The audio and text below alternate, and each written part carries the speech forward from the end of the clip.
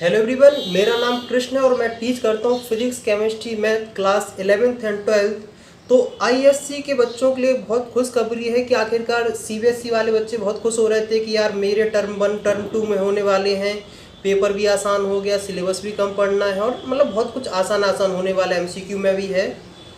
तो आईएससी के स्टूडेंट भी किसी से कम नहीं है और उनका भी बोर्ड किसी से कम नहीं है। तो उन्होंने भी स्टेप लिया है कि तुम्हारे भी एग्ज़ाम 2 टर्म में करे जाएंगे, मतलब सेमेस्टर 1 में और सेमेस्टर 2 में। जिस तरीके से सीबीएसई के एग्ज़ाम होने वाले हैं कि एमसीक्यू होंगे, उसी तरीके से आईएससी के भी एग्ज़ाम होंगे। लेकिन एक खुशखबरी तुम्हारे लिए है कि तुम्हारे एग्ज़ाम सुनने में आ रहा ऑनलाइन होंगे। वो एमसीक्यू ऑफलाइन करने जाएंगे, तुम लोग घर बैठे ऑनलाइन करोगे। लेकिन देखो, ऑनलाइन हो या ऑफलाइन हो, पढ़ाई इसलिए नहीं करनी है कि नंबर आने हैं, पढ़ाई इसलिए करनी है ताकि नॉलेज आनी है। क्योंकि नंबर लाना कोई बड़ी बात नहीं होती, नंबर तो आराम से आ जाते हैं, उसमें कोई बड़ी बात नहीं है। इम्पोर्टेंट होता नॉलेज। तो नॉलेज के लिए पढ़ना चाहिए और फिर नंबर के लिए भी पढ़ना चाहिए। तो आखिरकार देखते हैं कि केमिस्ट्री में कौन कौन से चैप्टर आने वाले हैं सेमेस्टर नंबर 1 में। जो सेमेस्टर जो आपके एग्ज़ाम 1 होगा ना, वो 35 मार्क्स का होगा और वो नवंबर या दिसंबर में करा दिया जाएगा। ज़्यादा जो प्रोबेबिलिटी है वो लगेगी कि नवंबर में कराया जाएगा, तो बिल्कुल तैयार रहें। तो लिखते हैं कि आखिरकार केमिस्ट्री का पहला, मतलब केमिस्ट्री में कौन कौन से चैप्टर आने वाले हैं, बताऊंगा कि इनको किस तरीके से ध्यान रखना है। केमिस्ट्री का जो पहला चैप्टर आने वाला है उसका नाम है सॉलिड स्टेट, आसान है, हो जाएगा। दूसरा है सॉल्यूशन, ये भी आसान है, हो जाएगा। लेकिन जो तीसरा चैप्टर है जिसका नाम है इलेक्ट्रोकेमिस्ट्री, इलेक्ट्रोकेमिस्ट्री में बहुत ज़्यादा बच्चे परेशान होते हैं।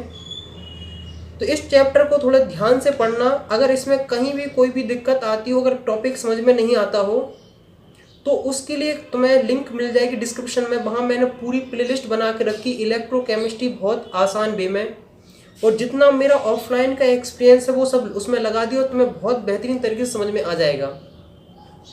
तो इलेक्ट्रोकेमिस्ट्री पढ़ने से पहले बस रिडॉक्स रिएक्शन थोड़ी बहुत पढ़ लेना 11th क्लास की, अगर नहीं पढ़े तो फिर भी उसको देख लेना। तो इलेक्ट्रोकेमिस्ट्री में मैं इतना कह रहा हूँ कि तुम्हारे फुल में से फुल मार्क्स आ सकते हैं इलेक्ट्रोकेमिस्ट्री में। अब बात करते हैं चौथा चैप्टर, लिखते जाओ तो ज़्यादा सही रहेगा। चौथा चैप्टर है वो है general principle and process of isolation of element. ये बहुत ही आसान टॉपिक है और बहुत अच्छा टॉपिक है, इसमें भी सारे मार्क्स गेन कर सकते हो। अब जो पांचवा चैप्टर है वो है P block element. P block element बहुत लेंदी है और मैं कहता हूँ कि उसे दुनिया का कोई भी टीचर पढ़ा दे तुम्हें, तब भी वही दिक्कत आएगी जो तुम्हें अभी आ रही है। तो मैं कहता हूँ पी ब्लॉक एलिमेंट खुद से पढ़ोगे तो ज़्यादा बेहतर रहेगा, ज़्यादा नंबर गेन कर पाओगे।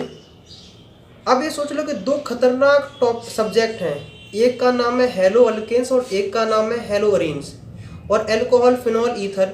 मतलब जो 5 टॉपिक है ना, ये बहुत बवाल चीज़ है। मतलब जितना भी तुम्हारा नंबर बिगाड़ेगा ना, वो सब ये ऑर्गेनिक केमिस्ट्री बिगाड़ देगी। क्योंकि 11th क्लास में तो ऑर्गेनिक केमिस्ट्री पढ़ी नहीं होगी, लेकिन 11th क्लास की ऑर्गेनिक केमिस्ट्री पढ़ना कंपलसरी है। क्योंकि जब तक उसको नहीं पढ़ोगे ना, तब तक तुम्हें लाइफ में ऑर्गेनिक केमिस्ट्री कभी नहीं आने वाली। तो जितने कंपलसरी, इतने इंपॉर्टेंट चैप्टर है ना, जो टॉपिक हैं, उन सब की मैंने एक प्लेलिस्ट बना के रखी है, लिंक डिस्क्रिप्शन में है। उन सब वीडियो को देखो, बहुत कंपलसरी है। कोई 20 मिनट की है, कोई 15 मिनट की, कोई 10 मिनट की, इस तरीके से वीडियो है। तो मुझे उम्मीद है कि तुम्हें समझ में आ गया होगा कि आखिरकार कौन कौन से चैप्टर आने वाले हैं। एक बार रिवाइज और कर लेते हैं। Solid state, solution, electrochemistry, general principle and process of isolation of element, p block element, halo alkanes and halo arenes, alcohol phenol ether. इनमें से जिस टॉपिक में भी तुम्हें दिक्कत आ रही हो कि आखिर कौन से टॉपिक को किस तरीके से हैंडल करना है, क्या करना है क्या नहीं, तो वैसे वीडियो तुम्हें सारी मिल जाएंगी। लेकिन फिर भी एक जनरल सी कोई दिक्कत आ रही हो तो कमेंट्स कर सकते हो, तो मैं उसके आंसर मैं कर दूंगा। अब सेकंड टर्म की हमें बात नहीं करनी, सबसे इंपॉर्टेंट है कि फर्स्ट टर्म में देखना है फर्स्ट टर्म में क्या क्या है।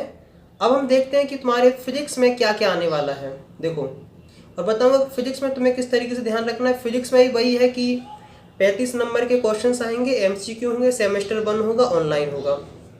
पहला जो टॉपिक है वो है इलेक्ट्रोस्टैटिक। इलेक्ट्रोस्टैटिक में अगर कहीं भी कोई भी दिक्कत आती हो, जो डाउट्स कहीं क्लियर नहीं होंगे, यहाँ क्लियर हो जाएंगे। लिंक डिस्क्रिप्शन में मिल जाएगी, प्लेलिस्ट पूरी बनी रखी है, सारी वीडियो लाइन से मिलती जाएंगी। अब जो दूसरी तुम्हारे पास है वो है करंट इलेक्ट्रिसिटी। करंट इलेक्ट्रिसिटी बहुत ही आसान टॉपिक और बहुत ही इंटरेस्टिंग टॉपिक है।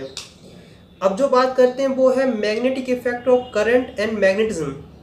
ये टॉपिक तुम्हें थोड़ा परेशान करे क्योंकि इसमें रियल लाइफ में और बुक में थोड़ा फ़र्क होता है, लेकिन इसको मैंने बहुत अच्छे से कवर कराया है। सब चीज़ तुम्हें बहुत क्लियर हो जाएगी, लिंक डिस्क्रिप्शन में मिलती जाएगी। चौथा चैप्टर है जिसका नाम है electromagnetic induction and alternating current. ये भी अल्टरनेटिंग करंट थोड़ा बहुत परेशान करेगा, इसको भी बहुत अच्छे से क्लियर करा है।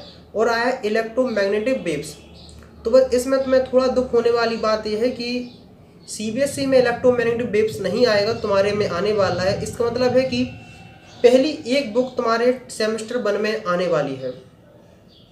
ये जो मैं क्वेश्चन बता रहा हूँ, मतलब जो टॉपिक बता रहा हूँ, सब्जेक्ट बता रहा हूँ, कौन कौन से चैप्टर आने वाले हैं, तो जो आईएससी स्कूल है जहाँ ये पाए जाते हैं वहाँ से पीडीएफ मिली है। और जैसे ही मैथ की पीडीएफ आ जाएगी तो मैं आपको मैथ की पीडीएफ भी बता दूंगा किस तरीके से पढ़ना है, किस तरीके से नहीं पढ़ना है। अगर कोई भी दिक्कत, कोई भी समस्या हो तो कमेंट्स में लिख के बताएं कि भैया मुझे ये वाला टॉपिक समझ में नहीं आ रहा, ये वाला टॉपिक समझ में नहीं आ रहा। उस टॉपिक के ऊपर वर्क करेंगे, बताएंगे क्या इंपॉर्टेंट है, क्या इंपॉर्टेंट नहीं है, किस तरीके से पढ़ना है। मेरा बस यही मानना है कि नंबर से पहले नॉलेज के लिए पढ़ो तो लाइफ में ज़्यादा कामयाब होगे। अगर नंबर के पीछे दौड़ते रहोगे तो तुम आज टॉपर बन जाओगे, कल टॉपर बन जाओगे, लाइफ में बहुत धक्के खाने पड़ेंगे। तो यार आज के लिए इतना ही। जय हिंद।